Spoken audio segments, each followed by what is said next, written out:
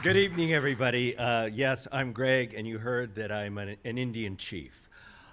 Yes, I'm a chairman of the Federated Indians of Great Rancheria. We're descendants of the Southern Pomo and Coast Miwok tribes of Northern California. I know, nobody knew there were Indians in California until there were casinos.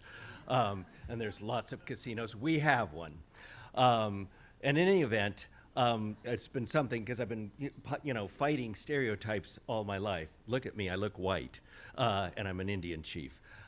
Yes, I had a white mother. It was hard. I'm also a writer, and it's been what a journey.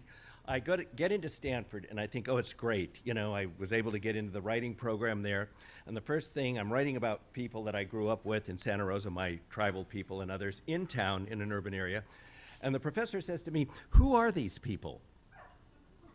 Well, and I said, what do you mean? And he goes, well, you say in some places that they're American Indians, but I don't understand them. And of course, he was thinking the only kind of Indians he understood is an Indian on a pinto horse chasing a buffalo.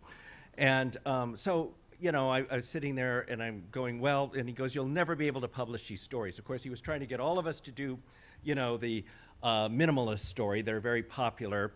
And, about a woman named Sally who goes to Martha's Vineyard one summer and has an epiphany and decides to part her hair on the other side of her head. And I didn't know anything from those people, But anyway, long story short, I became a professor. Anybody that's got anxiety about being a writer, if you don't want to be a bartender the rest of your life, you become a professor, which is exactly what I did. And then I started writing. And I wrote the collection of short stories, Grand Avenue, got a 2-book deal. I think that professor died. But in any event, we ended up getting a movie deal or an HBO miniseries deal, and once again, up against the whole thing. Hollywood is really interesting, folks. They're always interested in motivation, the motivation of the character. So my character was a single mother, with 3 children. She had drinking and drug problems. And one of the producers said to me, well, doesn't she want her children to go to college and have piano lessons? Why doesn't she take them to counseling? And I'm trying to tell her, she's trying to get food on the table for the night. Anyway, she goes, oh, okay, well, I guess that. And then, of course, the next thing they wanted is they wanted the woman, then lead, to be Cher. We got box office. They got the Nielsen's. And so I thought, oh my God, I could just imagine Cher driving down in the scene from the reservation singing Half-Breed. I don't think so. So I resorted to what I always do, which is gang warfare. I took the producers up to the reservation to see my aunties. Now, we never say our women are fat. We say they're powerful. And I have many powerful aunties. And the traditional Indian dress is muumuus, those rubber go-aheads, and pink and purple foam curlers when there's not a party going on. So, and the character, the lead in that, and sunglasses. And so we get up to the reservation, and we're driving up there, and I've got the producers in the car with me. And of course, we're going through the redwoods and everything. And of course, they think, God, this is Indians. This is really the Indians. There's redwoods and all of that. They expect, Bambi to jump out, and we shoot Bambi and eat Bambi or something. And anyway, we get closer to the reservation, and they see the junk cars along the road. And they go, what's this? And I said, we're almost home. An Indian reservation, it's a ghetto in the woods. So we're driving up there, we get in there, and my aunts and all them are living in trailers. So we come in, and there I see 3 powerful women in muumuus, rubber thongs, and pink and purple foam curlers and sunglasses. Each one somehow had a missing lens. So there was an eye coming out. And, the producers come in and they want to be politically correct. Everybody wants to be politically correct and not say anything, right? Although they're in total shock. And the first thing they see is all the food piled up. We're really generous people. When people come over, we have tons of food. It might be on paper plates, but there's all kinds of tamales, beans, tortillas, everything, pies, lots of pies piled up, all on paper plates.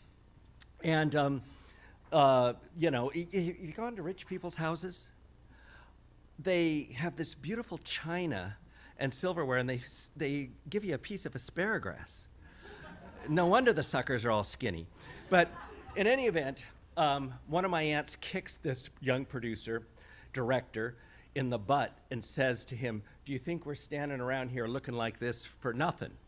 And he sees this eye coming out of all of these heads, this eye, and he thinks maybe this is some kind of Pomo Indian sacred tradition. And he says, "No, but I'd be honored greatly if you told me." And she said to him, "God damn it, which one of us gets the part?" They were auditioning. So then, of course, sit down and eat. My aunt's eating a piece of pie. I said, "Auntie, I thought you was on diet." And she said, "I am." I said, "What about the pie?" She said, "I just eat it separate from my steak now." And so she finished eating her pie, and then she looked at this young director and producer, and she says, "I'd like to take you down to the river and just lather you up." Well, he leaned over to me and he said, "What's lathering?" Then he wanted to go for a walk and see a reservation. I don't, what do you want to see? And she said, "Sir," she said, "that's not a good idea." She said, "Us women up here don't get to town much. We sit in the bush and wait for strange men." He was so scared, we got in the car, needless to say, no share. So, but it's always been a constant battle. And, I did write about the urban experience and me growing up in town and among lots of different folks. But I also did hear a lot of the traditional stories. My grandmother's first cousin prophesied in the 1950s, that there would be a day when the white people would come and need to know that they've been living the wrong way and need to learn from us. And my dad and them would say that she used to say, "You young people are leaving your clothes on the ground here. All the traditions we're teaching you about how to live, you're just throwing them away. One day, the white people are going to come back and need to know." So, I heard a lot of that stuff, and that wasn't too popular at the time, particularly in the literary circles that got into the so-called stereotypical Indian stuff. And I wrote, other books and things like that. But lately, looking at my young people and looking at a lot of what's been going on in the world, I started thinking more than ever, I want to pick up some of those clothes. I want to remember some of those things to write. And so I began to write, and I wrote the stories called The Forgetters, about the people, and I have a couple Crow sisters talking back and forth telling the stories. But again, I kind of mix them. When we write, you're never going to get so-called traditional, whatever traditional is. Tradition is always something ongoing. It's always changing. It always addresses the moment. So I took these stories and I wove them into a cycle of 10 stories about ways that we might find to live. Because I was thinking more than ever, folks, now more than ever, we might not have a chance again. So I wrote. Thanks, everybody. Thank you.